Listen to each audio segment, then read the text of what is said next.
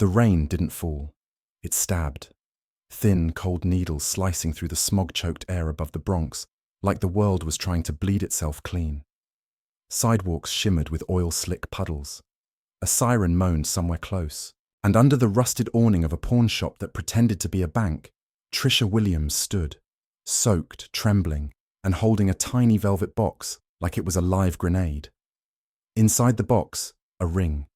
Gold, faded, a few scratches on the band. The diamond was small, but real. A wedding ring.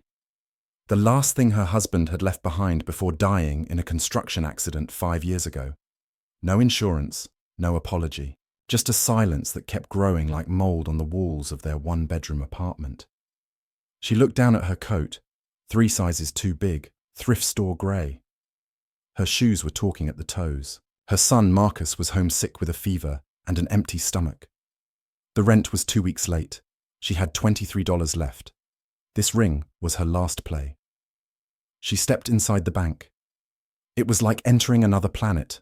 Warmth, silence, marble floors that swallowed footsteps, glass desks, chrome lamps, walls that didn't peel. No one looked like her. Suits and perfumes, briefcases and conversations in low, polite voices. The air smelled like power. She hesitated. Then a voice, sharp, nasal and rehearsed, pierced the room. "May I help you?" She turned toward the sound. Behind a desk sat a white man with slicked back hair, a red tie, and a smirk that came before she even spoke. His nameplate read, Vincent Farrington, branch director. I wanted to speak to someone about a loan," Trisha said, clutching the box like it might disappear. He leaned back in his chair, looked her up and down, slowly. "A loan," he repeated, then laughed. Not loudly, but loudly enough. Trisha's throat tightened. "I have collateral," she said, and opened the box. Vincent leaned forward, glanced inside, then raised his eyebrows with a theatrical frown. "Lady," he said, loud enough for the lobby to hear, "you walked into a bank with a crackerjack ring and want me to believe it's worth something." A few heads turned. A man in a suit chuckled under his breath. Trisha's hands shook. She tried to close the box, but he stopped her with a gesture. Not threatening, just bored. "You know what this is?" he said. "Desperation. That's all. We're not a charity.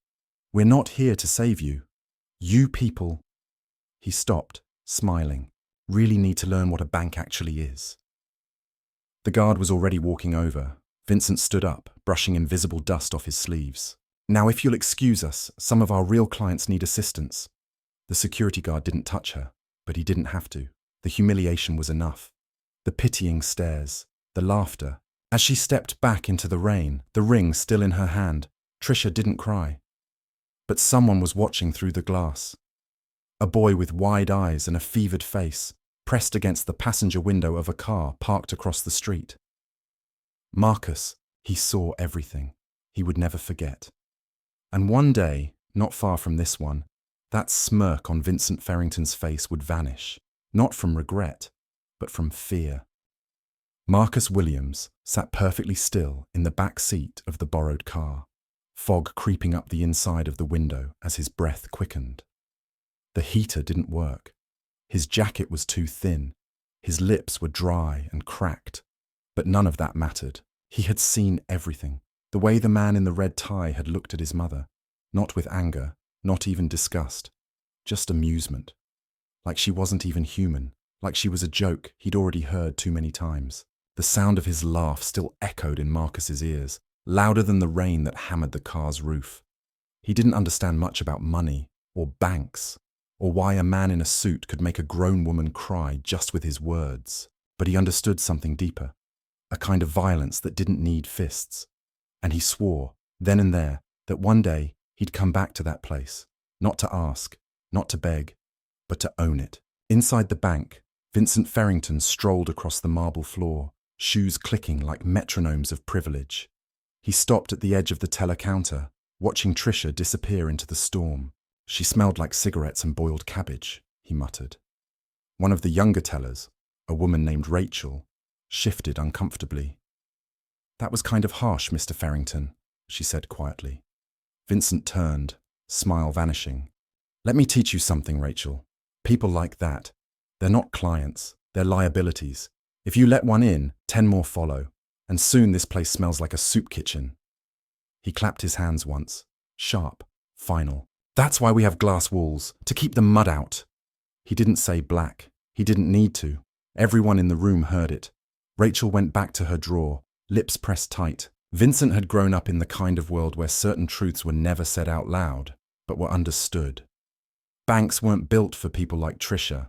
Not back when his father founded this branch in the 70s, and not now. Their money, when they had it, was always the wrong kind. Short-term, unreliable. Their problems were always messy, emotional, full of drama. He hated drama. What Vincent loved was control, and the bank was a temple to it. That night, back in their apartment, Trisha tried to act like nothing had happened. She cooked rice and beans with the last of the onion. She forced a smile. Marcus didn't eat. He stared at the table, at the empty chair where his father used to sit. He thought about how the kitchen light flickered when it rained, how their bathroom sink never drained properly, how his mother always wore her wedding ring on a chain now, hidden under her shirt like a shameful memory. Finally, he spoke. "Why did he laugh at you?" Trisha froze. She didn't answer at first. She just sat down and placed a hand on the table. Not on his, just close enough to feel him. "Because people like him don't see people like us," she said softly. "They see a problem, something to get rid of." Marcus's jaw clenched. "But why?" Trisha shook her head. "Because he was taught to. Maybe not in words, maybe just in what he saw growing up, who he saw win, who he saw lose." She didn't cry, but something in her face cracked. Marcus went to his room and didn't sleep. He lay in bed, heart pounding. Not from fear, from hunger. But not the kind food could fix. The next day at school, Marcus walked through the front doors of PS 118 with a backpack that smelled like mildew and second-hand hope. He didn't speak much. He didn't smile. Teachers called him smart but distracted, polite but distant. In the cafeteria line, someone bumped him. "Hey, broke boy," a voice hissed. "Did your mum sell that crack ring yet?" Laughter. It was Darren, a Puerto Rican kid with fresh sneakers and a cousin who worked security. Word traveled fast in small neighborhoods. Marcus didn't fight. He didn't speak. He just stared at Darren with eyes that no child should have. Calm, ancient, calculating. Later, he asked the librarian for a book on money. "Money?" she asked. "Like how to save it?" "No," Marcus said. "How to build it. From nothing." Meanwhile, Vincent Farrington was having his shoes shined by a man who called him Sir every 30 seconds. He was reading the Wall Street Journal, muttering about the market crash scare, and sipping a caramel macchiato made exactly the way he liked. Not too sweet, not too hot. His phone buzzed. "Yeah," he answered. A pause. "Another foreclosure? Good. Send them the letter, no extensions. If they can't keep up, they don't deserve the house." He ended the call and smiled. The world made sense to him. Winners and losers, credit and debt, real estate and risk. And in his mind, the Trisha Williamses of the world, they were simply the cost of business. Years passed. Marcus grew taller, leaner, quieter. His notebooks were filled not with drawings or rap lyrics like the other boys, but with compound interest formulas, stock market summaries, and long lists of mistakes not to make. He followed Warren Buffett, Ray Dalio, and even Jordan Belfort. Not because he admired them, but because he wanted to understand their weapons. He worked part-time jobs by age 12, sweeping in a barber shop, running errands for a corner bodega, tutoring younger kids for $5 an hour. Every dollar went under his mattress, but what he really collected was humiliation. Catalogued it, remembered faces, stored voices. He watched how the city smiled at white boys in ties and scowled at him for just standing still. At 16, he won a citywide academic competition. He was the only black student in the top 10. A reporter asked him what his dream was. "To own a bank," Marcus said, "and change the rules." The reporter laughed. It made the front page of the school paper, but in the photo, they cropped out his mother. Meanwhile, Vincent had aged comfortably. His hair had greyed, but was still slick. He now chaired the regional loan committee and sat on the board of 3 real estate councils. He bragged at country clubs about having survived the diversity plague by never lowering standards. He once told a room full of investors, "You give those people too much credit, they'll buy sneakers before they buy homes." They laughed. He smiled. But change was moving underground. Marcus had enrolled at an Ivy League school with full scholarship. He walked through the halls of power wearing thrifted blazers and silence like armor. Professors doubted his name, then praised his brilliance. Students underestimated him, then feared his precision. He learned how to code, how to invest, how to negotiate without blinking. But most of all, he learned patience, because revenge was a slow thing, especially when done right. Marcus Williams sat in the back row of his freshman economics class, fingers drumming against the wooden desk. The smell of old paper and polished wood filled the air. The lecture hall, grand in its ivy-clad elegance, felt both foreign and suffocating. He had earned his place at this prestigious university, a scholarship that was supposed to be a triumph. But to Marcus, it felt like a prison of expectations, both written and unspoken. To be here among the elite was to constantly prove himself worthy of the seat he fought for, a seat that seemed never truly meant for someone like him. The professor, Dr. Jonathan Abernathy, was in full swing explaining the principles of macroeconomic theory in his usual patronizing tone. The elderly white man, with his silver hair and bow tie, paced the front of the room with the kind of ease that only someone born into this world could have. His words echoed through the room, but to Marcus, they felt like the same old recycled ideas that had been shaped by generations of privilege, fed to children born with silver spoons in their mouths. "Class," Dr. Abernathy said, turning toward the board with a smug grin. "Today, we're going to talk about the invisible hand, the driving force behind capitalism. It's a beautiful, unbiased system where the market dictates everything. And if you work hard enough, wealth will be yours." The classroom buzzed with affirmation. White faces nodded in agreement, scribbling down notes, sipping their overpriced lattes. The message was simple: work hard, and you too can be part of the 1%. Marcus leaned forward in his seat, tightening his grip on the pen. His thoughts were anything but simple. Work hard, and you'll be rewarded. But who decides what hard work is? Who decides who is worthy of the rewards? The glaring contradictions sat in the back of his mind, a reminder of everything he had experienced in the world outside these polished walls. They all believed that the system worked, that it was fair, that a person's worth could be measured in numbers and grades. But Marcus knew better. He had worked harder than anyone in this room, and it hadn't been enough to erase the stain of his skin. It hadn't been enough to make him invisible to the subtle cruelty woven into every interaction, every glance, every comment that dripped with unspoken prejudice. It wasn't long before Marcus started to realize that the elite world he had entered wasn't just about academic rigor or intellect. It was about something more insidious. It was about conformity. And Marcus didn't fit in. It began with small moments. In the dining hall, when he reached for the last piece of fried chicken, someone said, "Wow, you really know how to eat, huh?" They laughed. It was supposed to be a joke, but Marcus could feel the edge in the words, the way they always seemed to smile when they said things like that. It wasn't an accident. It was an invitation to the unspoken hierarchy, a reminder that he didn't belong. He began to feel the eyes on him, the way they lingered when he spoke in class, waiting for him to slip up, the way they dismissed his ideas as too aggressive, too loud, as if his every thought was tainted by the street he had come from. It didn't matter that his ideas were brilliant. It didn't matter that he had read The Wealth of Nations by Adam Smith and Das Kapital by Karl Marx before he even applied to this university. It didn't matter that his GPA was higher than most of his classmates. In their eyes, Marcus was still a boy from the Bronx, and no matter how hard he worked, how much he achieved, he would never shake off the stain of where he came from. But what really ignited the fire inside him was a meeting with Dr. Abernathy. It had been an appointment Marcus had sought out after his midterm grades came back, a slightly above-average score. For someone with his background, it wasn't enough. For someone who had fought tooth and nail to even be here, it was a slap in the face. The professor's office was a shrine to academia, with shelves lined with books that no one would ever read. As Marcus stepped inside, he felt the weight of the room, a place where decades of elitism and privilege had been distilled into knowledge that was inaccessible to most. Dr. Abernathy sat behind his desk, his fingers steepled in front of him. His sharp eyes measured Marcus as he entered. "Marcus," he said, his voice dripping with condescension. "I've been meaning to talk to you. I know it's not easy coming from your background, but this is a university of excellence, of rigor. If you want to make it here, you'll need to adjust. You'll need to show that you understand how things work. You see, it's not just about being smart, it's about how you present yourself." Marcus clenched his jaw. He had been hearing this type of thing since he was a child. The implications were always the same.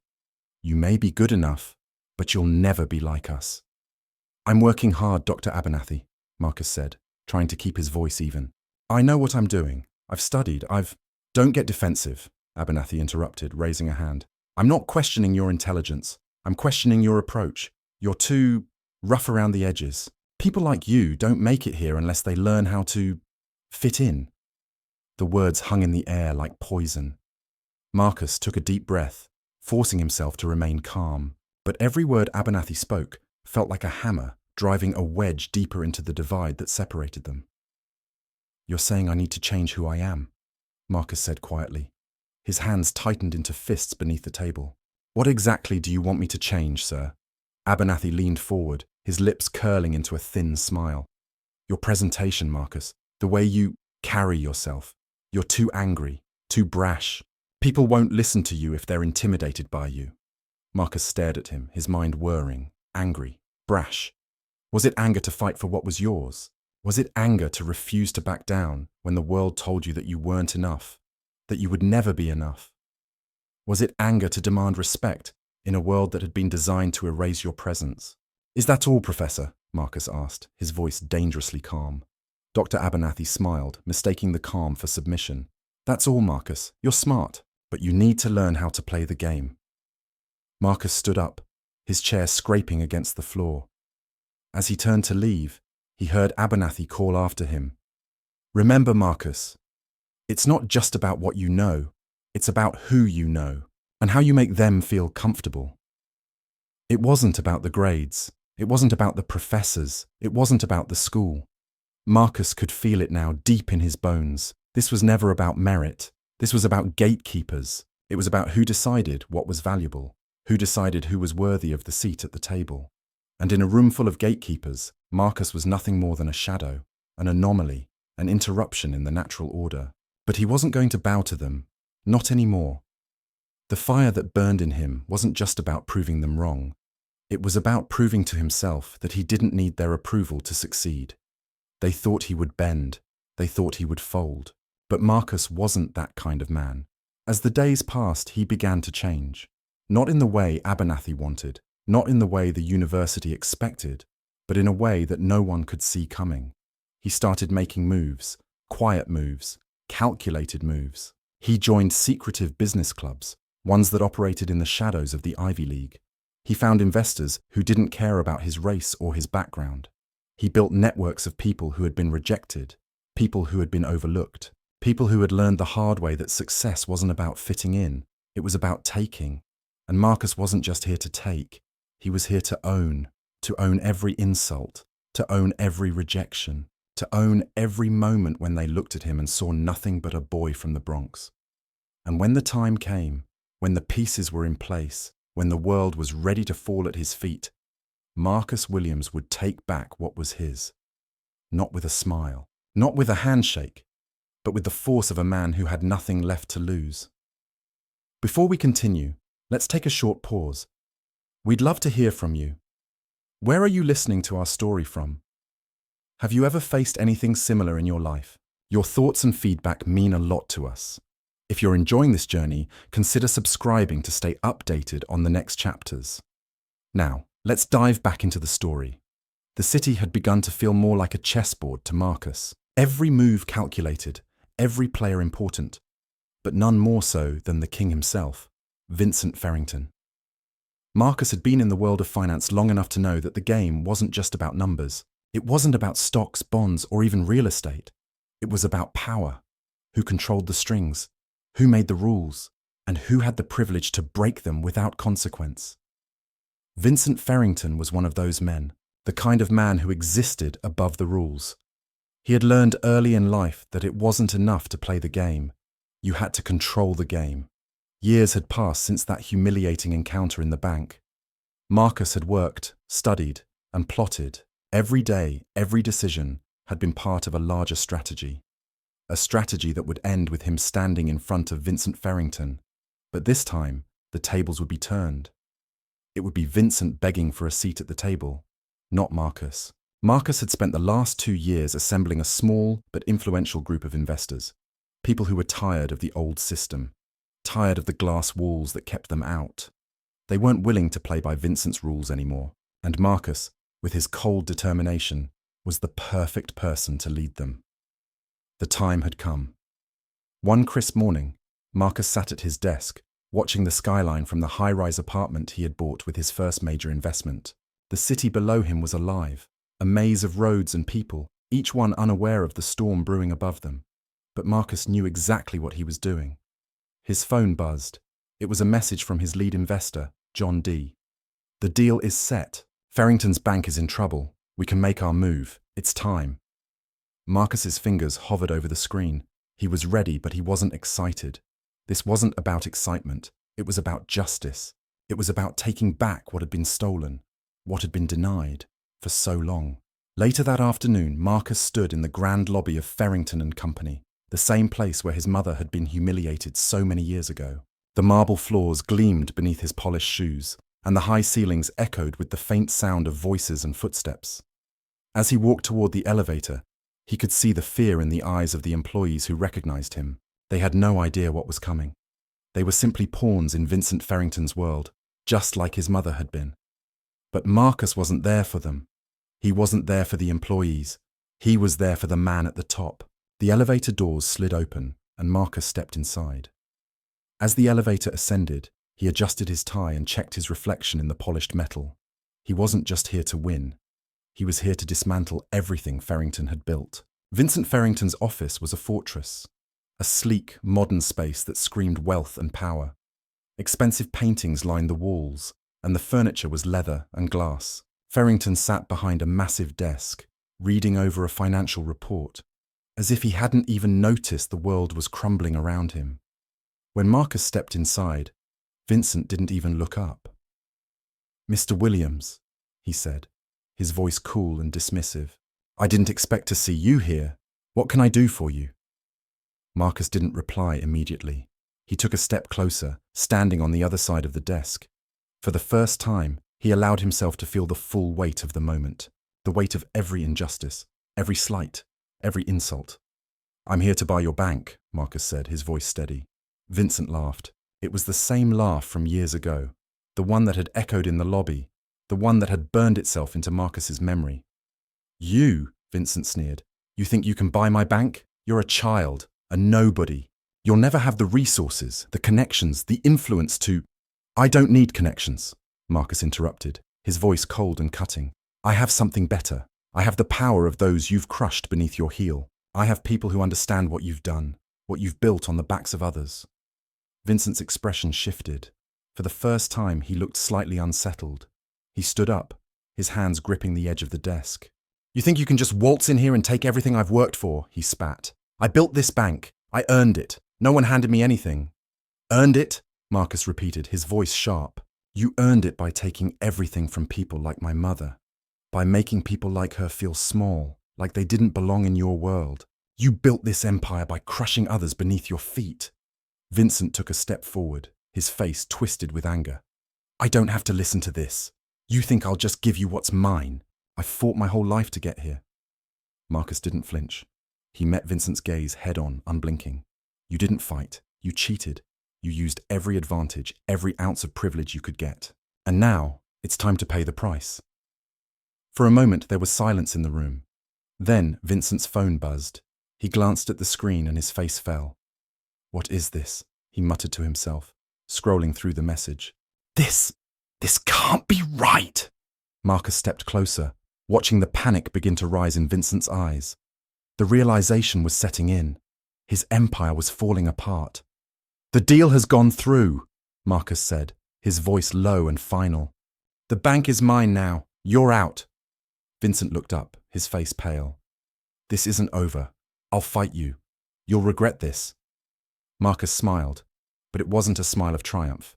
It was the smile of someone who had seen the end of this game before. "No, Vincent, you're the one who's finished." He turned to leave, but before he reached the door, he paused and looked back. "You should have learned to play by the rules," Marcus said, his voice steady. "Because now, I'm the one making them." With that, he walked out of the office, leaving Vincent Farrington to face the wreckage of everything he had built.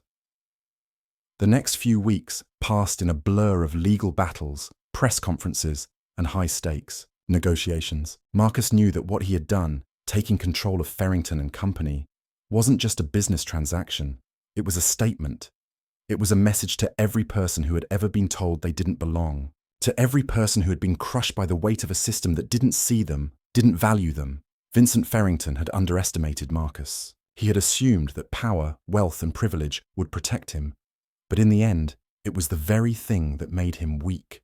The legal team he'd assembled, the countless connections he had made over the years, all crumbled in the face of Marcus's determination. His connections, his network, none of it mattered when Marcus had the right tools, the right people, and the right strategy. It was a game Vincent had never learned to play. But now, Marcus wasn't just a player. He was the game master. Marcus stood in the boardroom of the newly renamed Farrington Williams Bank, watching as the news anchors and journalists filed in for the press conference. The room was filled with the hum of whispered conversations, the clinking of coffee cups, the shuffle of papers. But to Marcus, it all felt like a distant noise. All that mattered now was the moment. Vincent Farrington had been relegated to the sidelines, his face plastered across newspapers as a fallen titan. His name had once been synonymous with power, but now it was a punchline. Marcus's victory was complete. The takeover was official, and the power he had fought for was finally his. But even as Marcus stood at the front of the room, ready to address the press, he knew that this was only the beginning. Taking down Vincent was easy. The real challenge lay ahead, transforming Farrington and Company into something more than just a symbol of revenge. Marcus had a vision for a bank that could level the playing field, that could rewrite the rules of the financial world. He was no longer just an outsider, he was now the one in charge. The journalists' questions came fast and furious as soon as Marcus took the podium. "Mr. Williams, how does it feel to have brought down one of the most powerful bankers in the country? Do you plan to keep the name Farrington and Company, or will you be rebranding the entire institution? Are you planning any immediate changes to the bank's leadership structure?" Marcus smiled, but there was no trace of satisfaction in his eyes. He had expected these questions. He had prepared for them. "I didn't come here to destroy Farrington and Company," he said, his voice steady. "I came here to take control of a broken system, the system that has kept people like my mother, people like me, out of the game for far too long. This bank will no longer serve only the rich and powerful. It will serve the people who have been overlooked, the people who have been told they're not good enough. This is a new beginning." A murmur rippled through the room. Some of the journalists exchanged glances, intrigued by his bold words. Others, more skeptical, seemed to question his sincerity. But Marcus wasn't concerned with their doubts. He wasn't here to prove anything to them. He was here to prove something to himself. Later that evening, after the press conference had ended, Marcus sat in his new office, staring out at the skyline. The city looked different from this vantage point. No longer a maze of obstacles, but a vast landscape of possibilities. The very same streets that had once been a battleground for him now felt like the foundation of something bigger. But there was no time to rest. Marcus knew the work was just beginning. His phone buzzed. It was a message from his right-hand man, Jonathan D., the former hedge fund manager who had helped orchestrate the takeover. "The board's in place. The legal teams are setting up new guidelines for lending. You've got them in line. The real question is, what's next?" Marcus stared at the message for a long moment before replying. "Next is to make sure the people who've been overlooked, the ones who've been shut out of the system, have access to what they deserve. Loans, opportunities, investments. It's time for them to have a seat at the table." The next few weeks were a whirlwind of action. Marcus restructured the bank from top to bottom, bringing in new leadership, diverse voices, and people who understood what it meant to be on the other side of the glass walls that had once kept them out. He implemented policies that favored small businesses and working-class families, ensuring that the same system that had failed his mother would no longer fail anyone else. But as the dust began to settle, Marcus couldn't shake the feeling that something was missing. He had achieved so much, but there was still a void, a piece of him that longed for something more, something personal.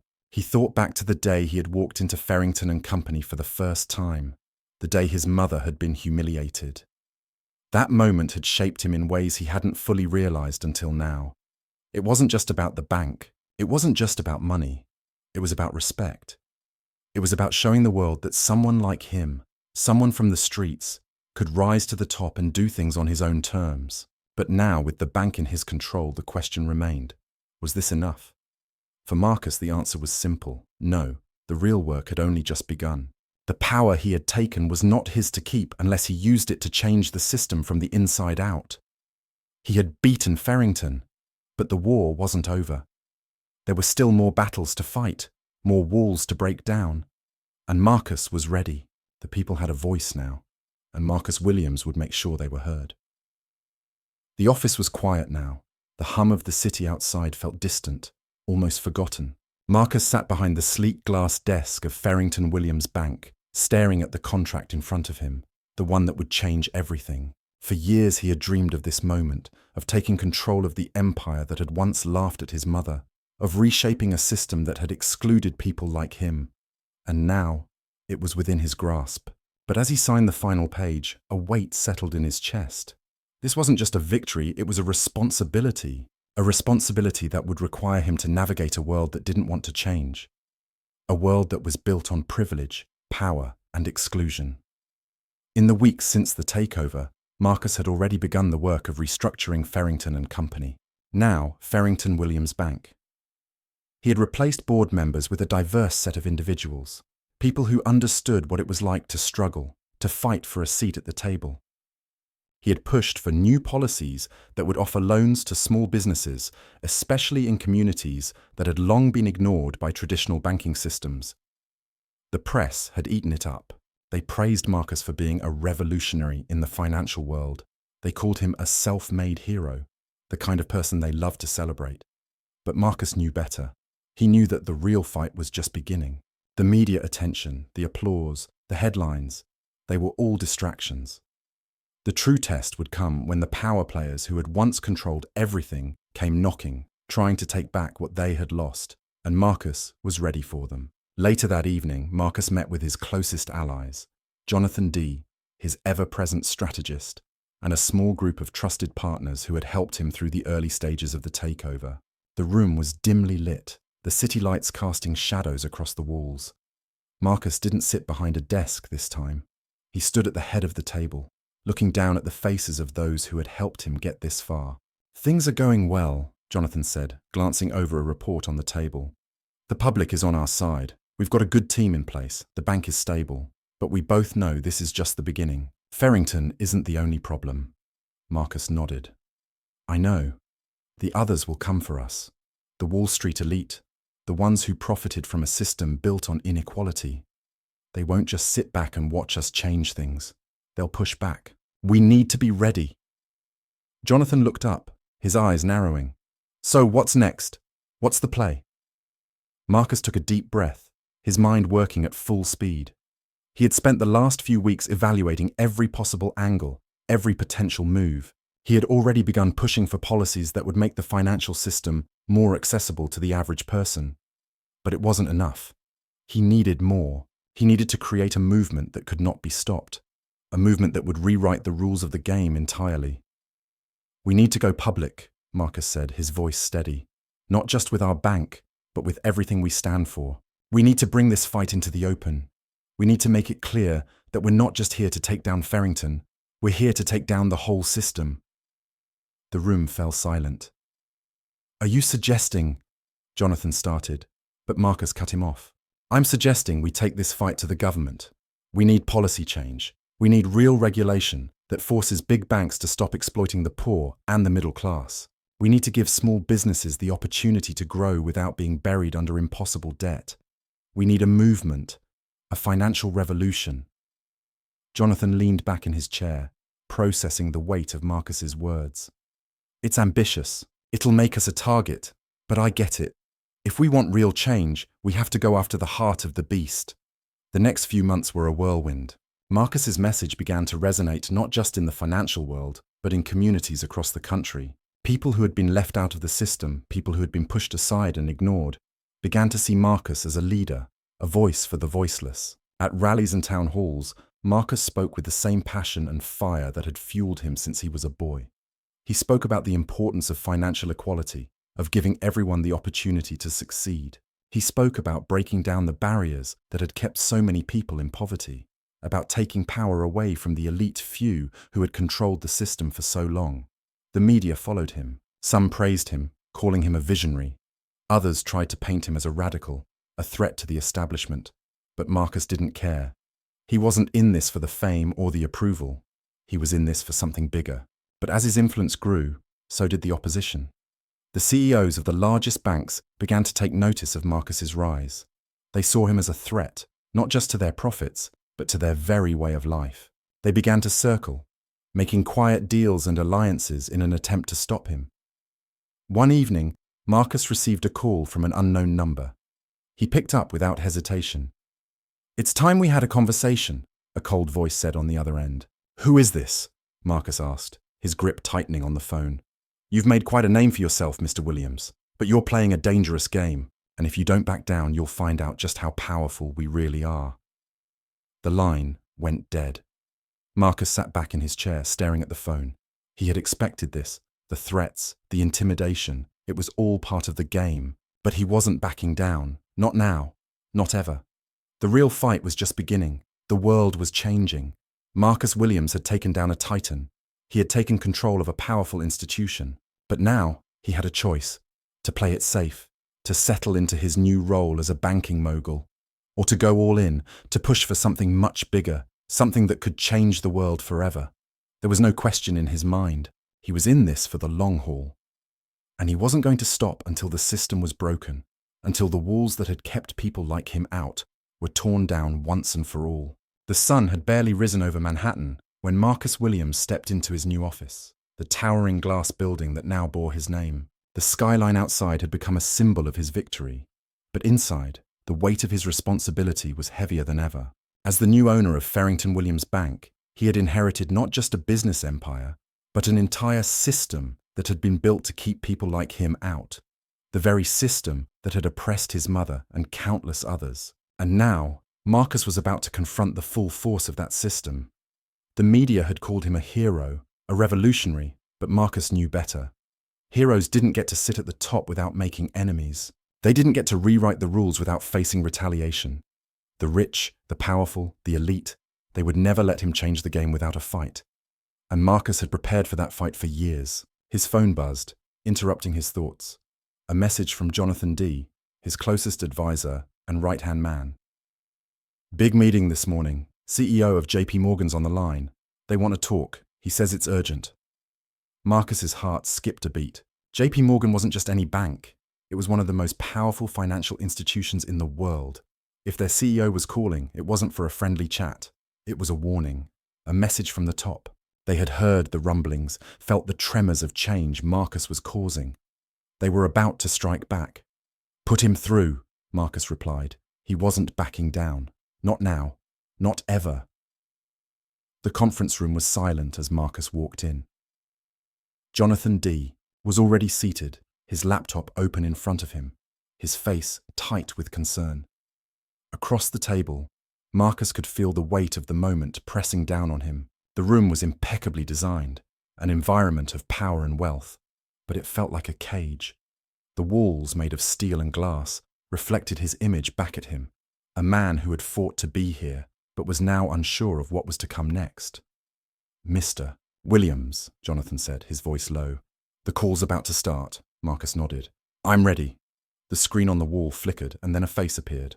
The man was in his mid-50s, with sharp features, greying hair, and a tailored suit that screamed old money. The CEO of JP Morgan, Mark Williams. Marcus had known about him for years, a figurehead in the financial world who had never once considered someone like Marcus as a peer. "Mr. Williams," Mark said, his voice smooth, calculated. "It's a pleasure to finally speak with you." Marcus didn't respond with pleasantries. Cut to the chase. What do you want? Mark's smile didn't falter. Straight to the point. I like that. I'll be blunt.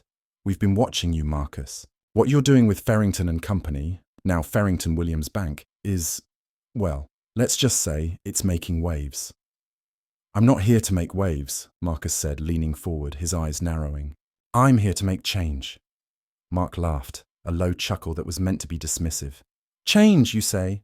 Marcus, what you're doing is reckless. You're challenging an entire system that has been in place for centuries. People like you may not realize it yet, but you're a threat to everything we've built, and you're making it personal. Marcus felt his pulse quicken. He knew this conversation wasn't going to be civil. They had never been civil with people like him. I'm not the one making it personal, Mark, Marcus said, his voice cold. You're the one who built a system that excluded people like me, people like my mother. You're the one who decided that only people with your skin color, your connections, and your money were worthy of the game. And now you want to lecture me about what's reckless? For a moment there was silence. Mark's face darkened, the smile faltering for the first time. Then he leaned in closer to the camera, his eyes hardening. Let me make something clear, Marcus. You're playing with fire, and fire burns. We have the power to destroy you, to make sure your little experiment ends before it even begins. Do you really think the people who run this country, who control the economy, are going to let a kid from the Bronx rewrite the rules? You don't belong at that table. You don't have the pedigree, the bloodline. You're out of your depth. Marcus clenched his jaw. He had heard these words his whole life. The system, the establishment, the elitists who told him time and time again that he didn't belong. He had been told he was a statistic, an anomaly, a fluke, but they didn't understand him. They didn't understand the rage that had fueled him for years, the desire to prove them wrong. You're right, Marcus said, his voice low but firm. I don't have your pedigree. I don't have your bloodline. But what I do have is something you'll never have. The truth. You've built your empire on the backs of people like me, people you've exploited, dismissed, and crushed. And now, you want to threaten me? You want to lecture me about what's possible? I'm not scared of you, Mark. Not anymore. Mark's face flushed, the arrogance fading. You'll regret this, Marcus. You can't win this fight. People like you don't win. Marcus smiled. We'll see about that. With a sharp click, the call ended. The room was silent, and for a moment no one moved. Jonathan broke the stillness. He's right, you know. They can destroy us. They control the market. They have the money, the influence, the connections. Marcus turned to him, his expression unwavering. You're wrong, Jonathan. It's not about money. It's not about influence. It's about who we choose to serve. And I'm not here to serve them. I'm here to serve the people who have been left out, pushed aside, ignored. Jonathan looked at Marcus, his eyes searching. And you think you can change the whole system? You think you can win against them? Marcus nodded. I don't just think I can. I know I can. That night, as Marcus lay in bed, his mind raced with thoughts of what had just transpired. The call with Mark Williams had been a warning, but it was also something else, a sign that Marcus was on the right path. They were scared. They were threatened. And when the powerful felt threatened, that's when you knew you were making real progress. But Marcus knew that he had to be careful. He couldn't afford to make mistakes. The system that had been built over centuries wasn't going to fall easily. There would be pushback. There would be resistance. But Marcus was prepared for it. He had faced rejection, racism, and discrimination his entire life. He had fought for every inch of ground he had gained, and now he was ready to fight for what was right. The next morning, he called an emergency meeting with his team. The time had come to take the next step. It wasn't enough to just control the bank. It wasn't enough to make small changes. Marcus needed to create a movement that would challenge the very foundations of the financial system, a movement that would give power back to the people. As the meeting began, Marcus stood at the head of the table, his voice steady but filled with determination. We've just received our first threat from the old guard, he said, his eyes scanning the room.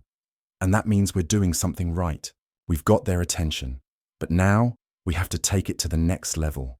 We need to fight for the people who have been ignored, crushed, and pushed aside for far too long. We need to create a financial revolution that they can't stop. The room fell silent. His team looked at him, their faces a mix of excitement and fear. "This isn't going to be easy," Marcus continued, "but I'm ready. Are you?" They all nodded, each one of them committed to the cause. Marcus could feel the fire inside him ignite again. This wasn't just about taking down one man, it was about taking down a system. And for the first time, he felt like he had the power to make that change. The battle had just begun, and Marcus Williams was ready to lead the charge. The wind howled outside, rattling the windows of Marcus Williams's office in the towering Farrington Williams Bank building. Inside, the room was as cold and sterile as ever, a perfect reflection of the world Marcus had spent years fighting to dismantle. But tonight, it felt different. There was a certain tension in the air, an electricity that hummed beneath the sleek furniture and polished floors. It had been 6 months since Marcus had taken control of Farrington and Company and transformed it into something far more than just a financial institution. He had rebuilt the bank from the ground up, putting policies in place that favoured the disenfranchised, loans for small businesses, funding for low-income families, opportunities for people who had been ignored by the old system. He had fought for these changes, bled for them. But in the back of his mind, he knew the battle wasn't over. His rivals were coming for him. The elites, the ones who had profited from a system designed to keep people like Marcus out, were closing in. And they weren't just going to sit back and let him upend their world without a fight. The phone on his desk rang, slicing through the silence. He picked it up, his hand steady. "Marcus," Jonathan D. said on the other end, his voice grim. "We've got a problem." Marcus sat up straighter, his muscles tensing. "What's happened?" "It's Farrington," Jonathan continued. "He's launching a full-scale legal attack. He's hired a team of the best lawyers in the country. They're claiming the takeover was illegal, that you didn't follow proper procedures. He's even getting media outlets to back him, calling you a fraud, accusing you of financial manipulation." Marcus clenched his fist, his mind racing. Vincent Farrington, the man he had beaten, the man who had humiliated his mother, was using every tool at his disposal to tear him down. The media was already picking up on the story. Headlines were screaming about Marcus's illegal methods, his unorthodox practices. The smear campaign had begun, and it was only a matter of time before it reached the public in full force. But Marcus wasn't one to back down. "We'll fight it," he said, his voice calm but filled with fire. "This is exactly what I expected. They'll do anything to protect their system, even if it means lying, even if it means hurting the people who need help the most." Jonathan's voice softened. "Are you sure you're ready for this? They have unlimited resources. They've been playing this game for decades. They're not going to go down without a fight." Marcus paused for a moment, thinking about everything that had led him here. His mother's humiliation, the years of rejection, the constant battle to prove that he belonged. This wasn't just a fight for the bank. This was a fight for something bigger. "I've been ready for this my whole life," Marcus said, his voice resolute. "They think they can scare me, that they can make me bend. But I'm not afraid of them. We're not afraid of them. And I'm going to show the world that the system they've built can be torn down, one lie at a time." The next few days were a blur of meetings, legal filings, and strategy sessions. Marcus knew that this was just the beginning of the war. The media had already latched onto the story, painting him as the villain, the fraud, the man who had stolen from the rich to give to the poor. But Marcus had something they didn't: the truth. He'd always known that change wouldn't come easily. He had always known that the rich and powerful would fight to keep their grip on the system. But what they didn't understand was that the game had already changed. They weren't the ones calling the shots anymore. The smear campaign against Marcus escalated. Farrington's lawyers filed lawsuits. News outlets, most of them owned by the same corporations that funded the elite, ran stories questioning Marcus's integrity, accusing him of being a criminal, of manipulating the financial system for his own gain. The headlines were relentless. The public was divided.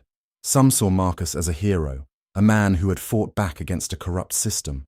Others, fueled by the media's narrative, saw him as a conman, a dangerous radical who threatened the very foundation of the economy.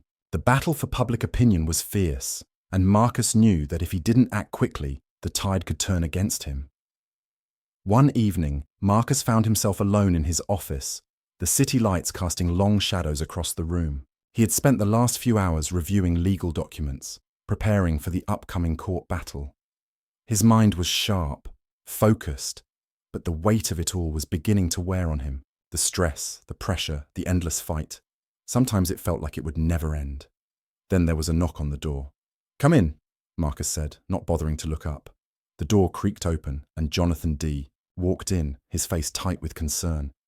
"Marcus, we've got another problem. Farrington's lawyers aren't the only ones we have to worry about." Marcus looked up, his brow furrowing. "What do you mean?" "It's not just Farrington anymore," Jonathan said. "They're bringing in allies, powerful people in the government, in the financial world. We're talking about figures with decades of influence, people who have the resources to destroy us. They're trying to push a new set of regulations that will cripple us, make it impossible for us to continue doing business the way we are. They're using the media to turn the public against us. They're making it look like we're dangerous, like we're a threat to the entire economy." Marcus felt his blood run cold. He had expected resistance, but not this. This wasn't just a financial battle anymore. This was a full-scale war. "They're not going to let us win," Jonathan continued. "They'll do whatever it takes to protect their empire. And if we don't fight back harder, we're going to lose everything." Marcus stood up, pacing the room. His mind was racing, his pulse quickening. He had spent so many years building this, fighting for what he believed in. And now it seemed like everything was on the verge of collapsing. But then, something clicked in his mind. He remembered what had gotten him here in the first place. The hunger to prove them wrong, to show them that someone like him could rise above the system, could tear it down from the inside. "Then we'll fight harder," Marcus said, his voice low but filled with steel. "We don't back down. We never back down." Jonathan looked at him, his eyes searching for something. "But how? They have the power, the money, the connections." "We've got something they'll never have," Marcus said, his eyes burning with conviction. "We've got the people, we've got the truth, and we've got the strength to tear their world apart. They think they can scare us into submission, but they don't know who they're dealing with." Jonathan nodded slowly, a faint smile tugging at the corner of his lips. "You're right. They don't know who they're dealing with." Marcus's gaze turned to the window, the lights of the city flickering in the distance. He had made it this far by refusing to be intimidated, by standing tall when others told him to kneel. Now he would face his greatest challenge yet. The fight for the future of the financial system was about to reach its climax, and Marcus Williams was ready. The battle lines were drawn. The elite had made their move, but Marcus was no longer just a player in their game. He was rewriting the rules, and they were about to learn that when you challenge the system, you either win or burn. But Marcus wasn't afraid of burning. In fact, he was ready to turn the whole thing to ashes. The city that Marcus had once seen as a battleground, a place where the streets spoke in whispers of power and inequality, now seemed like a looming shadow. From the high-rise office of Farrington Williams Bank, Marcus gazed down at the streets below, the traffic, the people, the constant movement that had once felt like a reflection of his own drive. But now it felt like a reminder of how far he had come and how far he had yet to go. The war that had begun when he first took over Farrington and Company was no longer a distant concept. It was real, it was here, and it was growing more intense by the day. The legal battle with Farrington's lawyers was heating up, but it wasn't just a legal fight anymore. The financial elite were banding together, using their influence and connections in every sector to try and crush Marcus's vision. They saw him as a threat, not just to their businesses, but to the entire system they had built, a system that had kept people like Marcus at the bottom. They had underestimated him. The phone rang, pulling Marcus out of his thoughts.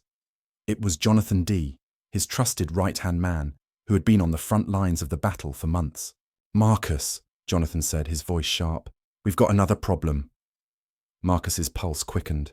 "What now?" "They've started running attack ads. They're using every platform, every media outlet they control. The message is simple. Marcus Williams is a fraud, a thief, a criminal. They're even making it racial, calling you an unqualified outsider who doesn't belong in the financial world." Marcus's jaw tightened. He had known this would come. He had known they would stop at nothing to discredit him, to turn the public against him. But hearing it spoken aloud still sent a shiver down his spine. "Are they hitting us on social media?" Marcus asked, already knowing the answer. They're everywhere, Jonathan said. The media is amplifying it. They've even gotten to some of our clients, sending them letters, warning them about the risk of working with a man like Marcus Williams. It's personal now. Marcus leaned back in his chair, his fingers steepled in front of him. He wasn't surprised. In fact, it was exactly what he had expected. They were going to drag him through the mud, make him the villain, the scapegoat. But it wasn't just about him. This was about the system that had kept him, and so many others, on the outside. You know what to do, Marcus said, his voice cold and commanding. I'll get our legal team on it, Jonathan replied. But we need to hit back hard. We can't just defend ourselves. We need to go on the offense. Marcus nodded. Get in touch with our PR team. I want to go on national television. I'm going to make sure the public sees the truth, not the lie they're selling. And I want to make sure Farrington feels the heat. We're going to burn those bridges. The next day, Marcus sat in front of the cameras, the bright lights of the television studio blinding him for a moment. He adjusted his suit, his tie perfectly knotted. The stage was set and he was ready. The host of the popular evening news show, a woman with sharp features and an ever-smiling face, introduced him to the world.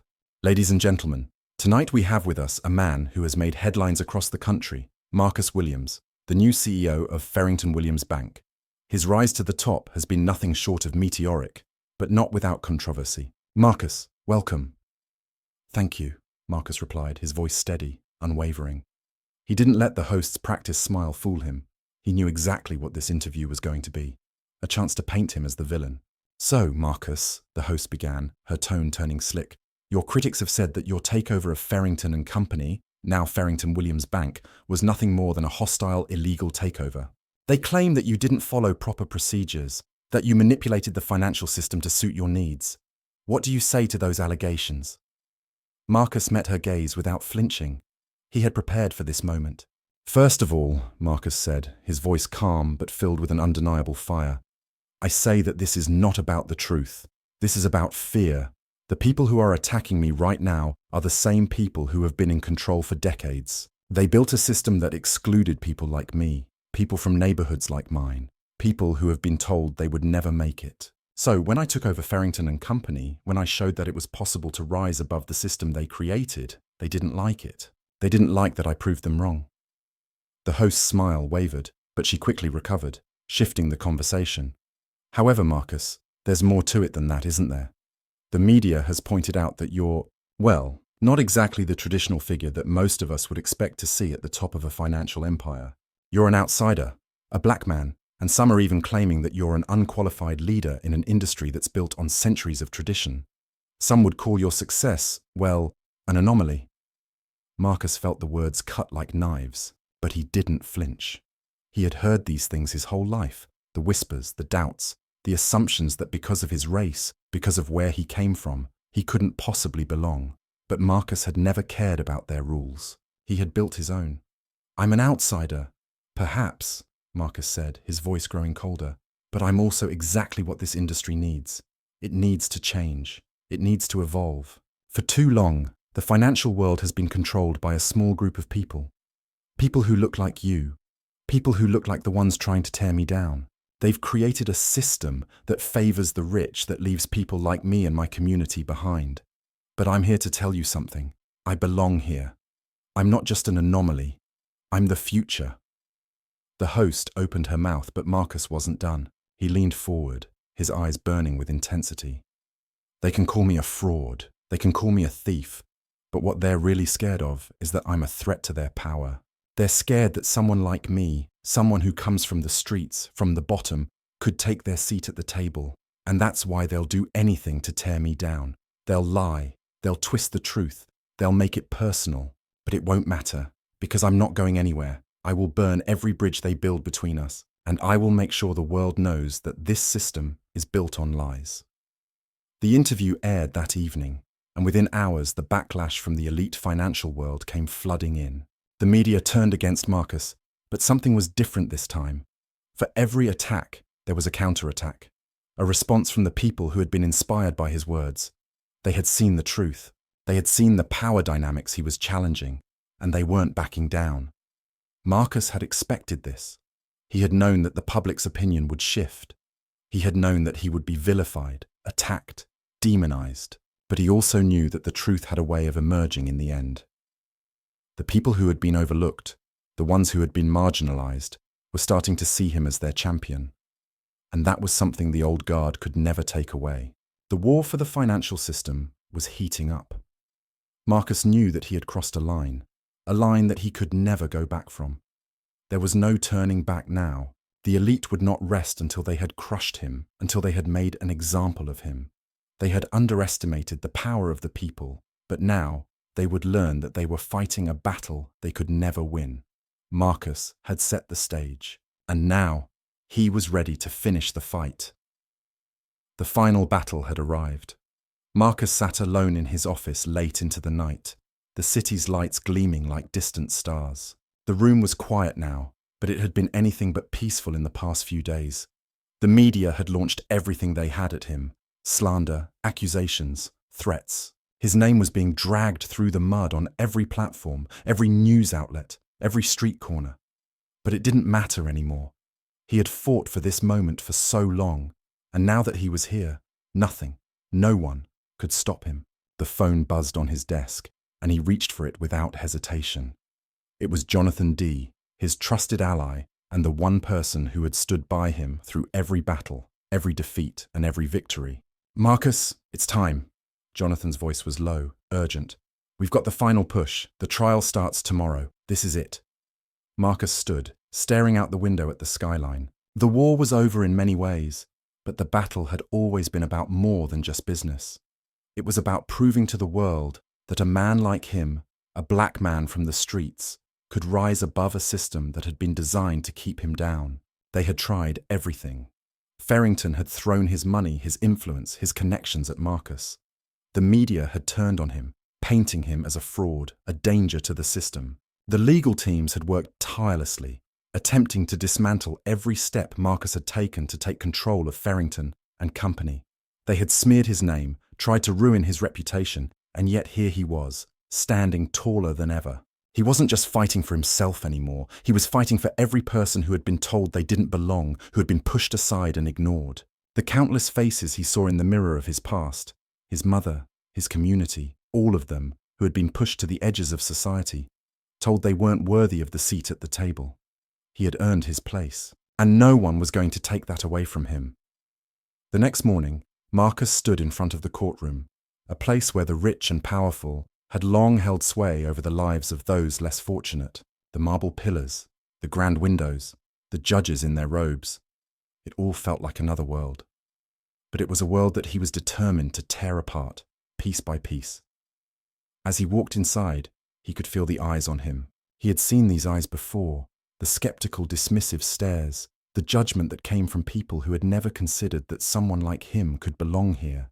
The courtroom was filled with the highest of high society, the CEOs, the lawmakers, the wealthy elites who had run the world for decades. And standing in the middle of it all was Marcus, the outsider, the threat. Vincent Farrington was seated at the other side of the courtroom, his arrogant gaze fixed on Marcus. The man's posture was stiff, the expensive suit draped across his body like armor. But Marcus saw through it. He saw the fear lurking beneath that smug expression. Farrington was losing everything. The empire he had built, the system he had controlled, the power he had once held with such ease. And Marcus had come to take it all. The trial began, and the room was filled with a tense silence as the judge entered. Vincent's lawyer, a man with sharp features and a voice that oozed authority, stood up to present his case. "Ladies and gentlemen of the jury," the lawyer began, his eyes scanning the room with practiced precision. "This man, Marcus Williams, is not a legitimate businessman. He has taken control of Farrington and Company using deceit, manipulation, and lies. His actions are criminal, his intentions are unlawful. He does not belong in this world, he has no place at this table." The words stung, but Marcus didn't flinch. He had heard it all before. The world had been telling him he didn't belong, that he wasn't worthy. He had heard it from the moment he had stepped into the banking world. And now, here they were again, trying to push him out, trying to erase his existence. But Marcus wasn't going anywhere. The courtroom filled with murmurs as the lawyer continued his arguments, his voice growing louder, more confident. But then it was Marcus's turn. Standing before the jury, he took a deep breath. He didn't need to rely on legal jargon or fancy rhetoric. He didn't need to outwit Farrington's team of lawyers. All he needed was the truth. "Your Honor," Marcus said, his voice steady, his eyes locked on the jury. "I didn't come here to play by the rules they set. I didn't come here to be a part of their system.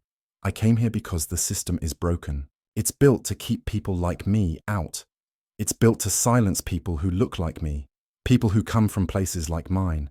But I'm not here to apologize for who I am or where I come from. I'm here to tell you that I've earned my place." There was a sharp intake of breath from the courtroom. Marcus's words hung in the air, cutting through the noise of the accusations and the lies. He wasn't just speaking for himself. He was speaking for every person who had been told they couldn't succeed, for every person who had been told they weren't good enough. "I fought my entire life to be here," Marcus continued. "I fought against every barrier, every obstacle, every person who told me I wasn't worthy. I've worked harder than anyone in this room to get where I am, and I won't let you take that away from me." The judge leaned forward, his gaze fixed on Marcus. There was no dismissal in his eyes now.